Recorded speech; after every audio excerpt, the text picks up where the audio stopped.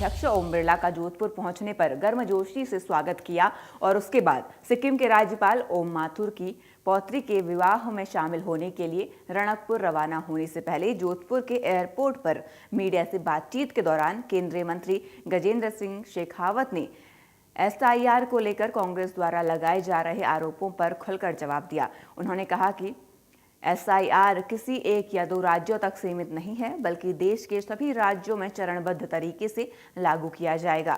मंत्री ने स्पष्ट किया, शुरुआत में 5 राज्यों को शामिल किया गया था और अब धीरे धीरे अन्य राज्यों को भी इस योजना से जोड़ा जाएगा।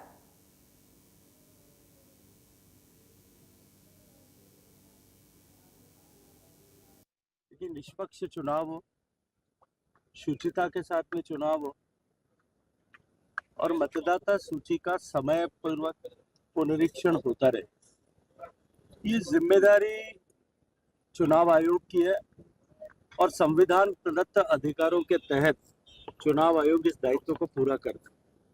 इस देश में अनेक बार इस तरह के स्पेशल इन्वेस्टिगेटिव रिव्यूज मतदाता सूची के हुए। कांग्रेस पार्टी और कांग्रेस पार्टी के मुखिया महाराष्ट्र चुनाव के बाद में इस तरह के खुद आक्षेप लगा रहे थे कि मतदाता सूची में नामों में गड़बड़ियां। उसके बाद में कभी वो हाइड्रोजन बम के नाम पर और कभी एटम बम के नाम पर इस तरह के खुलासे करते रहे। और जब स्पेशल इन्वेस्टिगेटिव रिव्यू इसको लेकर के प्रारंभ हुआ है, तब वो उसको लेकर के, जैसा आपने अपने प्रश्न में खुद कहा कि वो राजनीति कर रहे हैं। मुझे लगता है कि अब जब बिहार के चुनाव के बाद जनता ने स्पष्ट संदेश दे दिया कि न बांटने की राजनीति देश में चलने वाली है, न तोड़ने की राजनीति देश में चलने वाली है, न दुर्व्यवहार की राजनीति देश में चलने वाली है, देश में न परिवार की राजनीति चलने वाली है, केवल और केवल विकास की राजनीति और देश को विकसित करने के लिए प्रेरित और समर्पित राजनीति देश में चलेगी।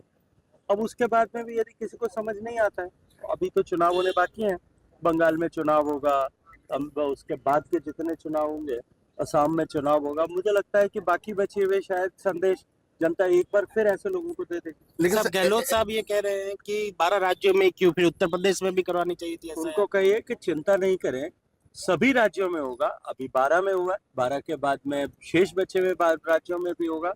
जब देशव्यापी प्रक्रिया चलती है तो चरणबद्ध तरीके से चलती है। पहले 5 राज्यों में हुआ था, अब 12 में हो रहा है और शेष बचे हुए राज्यों में भी इन 12 में पूरा होने की प्रक्रिया पूरे होने के साथ साथ उसमें भी हो जाए।